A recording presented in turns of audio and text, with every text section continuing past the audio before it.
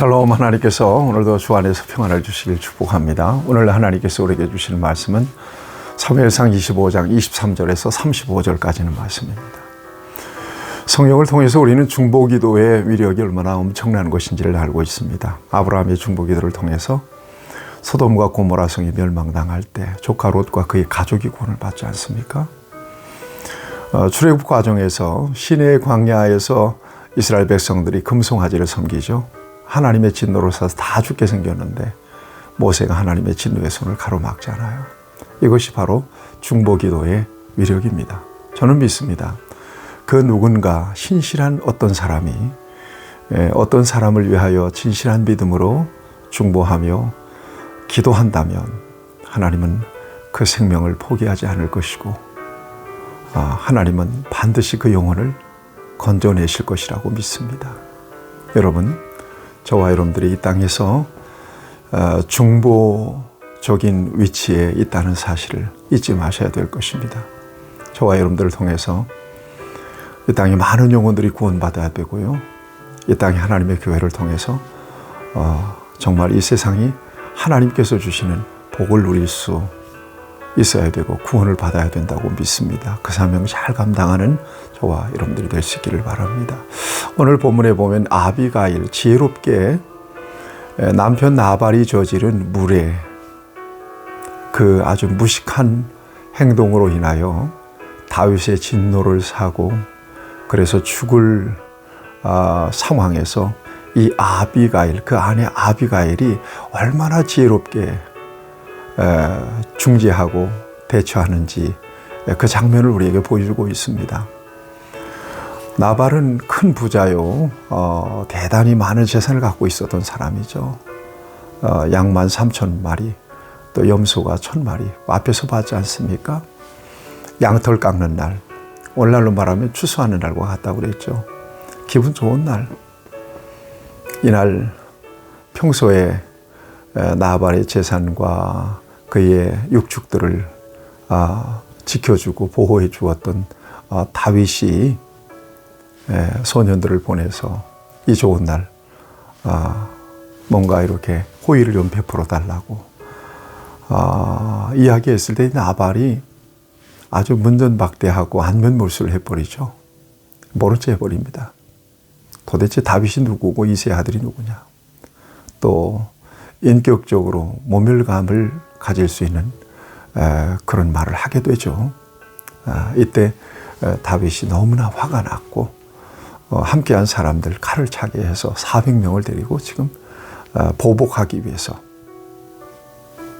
나발에게 가고 있는 거예요. 나발은 죽을 수밖에 없는 그런 상황에 놓이게 된 것입니다. 이때 그 소식을 사환으로부터 들은 아비가일, 그의 아내 아비가일, 얼마나 지혜로운 여인인지 모르겠어요. 많은 음식을 하고 먼저 젊은 사람들을 통해서 나귀에 실어서 보내죠. 그리고 그 뒤를 따릅니다. 그러다가 어느 즈음에 가서 다윗 일행과 만나게 되죠. 겸손하게 나귀에서 내려서 엎드려서 땅에 얼굴을 댑니다.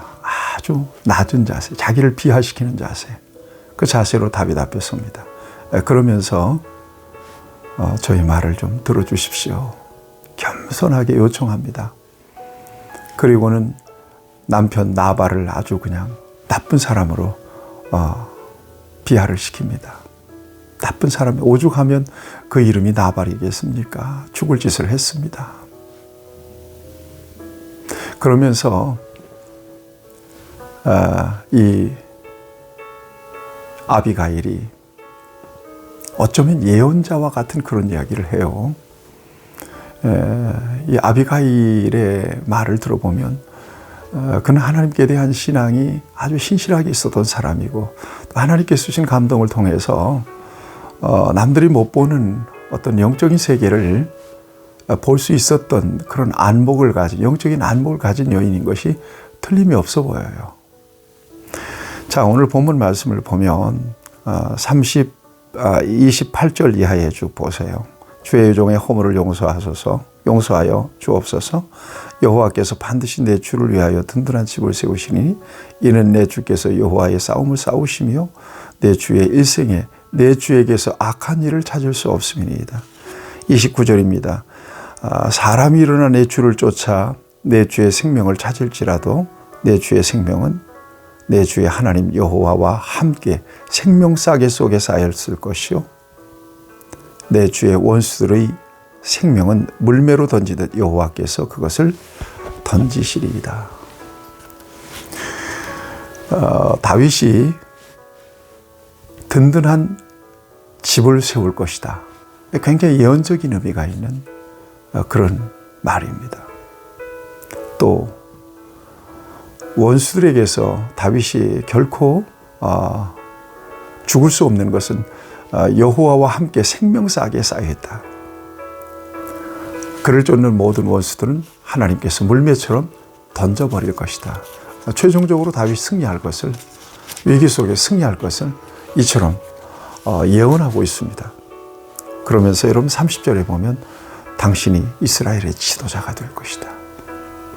그러면 이 연인을 생각해 주시라고. 하나님께서 저를 통해서 이스라엘의 왕이 될 당신에게 피해 보복을 하지 못하도록 막으셨노라고 그렇게 다윗을 설득하고 다윗을 권면합니다. 이때 격한 감정으로 가던 다윗의 마음이 누그러집니다. 그리고는 32절에 보면 다윗이 아비가일에게 이르되 오늘 너를 보내어 나를 영접하게 하신 이스라엘 하나님 여호와를 찬송할지로다. 그리고 33절에 보면 내 지혜를 칭찬할지며 또 내게 복이 있을지로다. 아비가일을 축복합니다. 오늘 내가 피를 흘릴 것과 친히 복수하는 것을 네가 막았느니라. 아비가일이 중재한 것입니다. 중보적인 자리에서 피해 보복을 막은 것입니다. 이것을 칭찬하고 있습니다. 그리고 35절을 보면 다윗이 그가 가져온 것을 그의 손에서 받고 그에게 이르되 내 집으로 평안히 올라가라. 내가 네 말을 듣고 내 청을 허락하노라. 큰일 날 뻔 알았습니다. 나발뿐만 아니라 애매하게 함께한 모든 남자들이 다 죽을 수밖에 없는 그런 위기 속에서 지혜롭고 슬기롭게 아비가일이 중재함으로써 다 구원받고 생명을 얻었어요. 이것이 바로 중재의 능력입니다. 저와 여러분들이 신실한 믿음으로 하나님 앞에 깨어 있어야 될 것입니다. 여러분, 우리가 사는 세상은 지금 말세라고 그러지 않습니까? 우리가 믿음의 눈으로 이 세상을 봐도 세상이 그렇게 소망이 많아 보이지는 않습니다. 이때 이 땅의 그리스도인 또 이 땅의 교회가 마지막 보루라고 저는 생각합니다. 우리가 믿음 안에서 있으니까 그렇지만 여러분 불신앙의 세계 속에서 정말 살아가는 분들 보게 되면 정말 두렵기까지 합니다.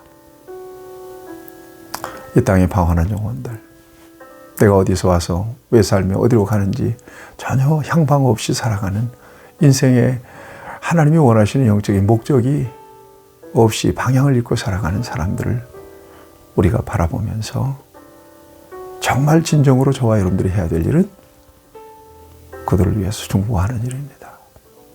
깨어서 기도하는 일입니다. 쉬지 않고 기도하는 일입니다. 여러분, 깨어서 이 땅과 하나님 사이에서 하나님의 진노를 가로막고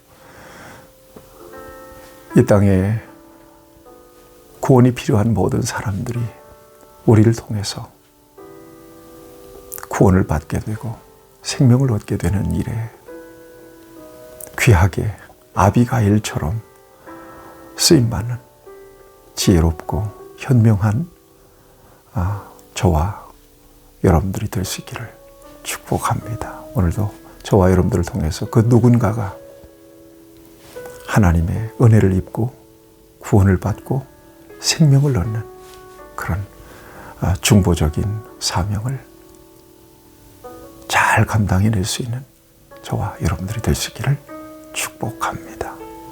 하나님 아버지, 오늘 이 세상에서 영적인 아비가일의 사명이 우리에게 있음을 깨닫고 그 사명 잘 감당하여 생명을 구원하고 살리는 귀한 도구로 쓰임받는 우리 모두가 되게 해 주옵소서. 예수님의 이름으로 기도하옵나이다. 아멘.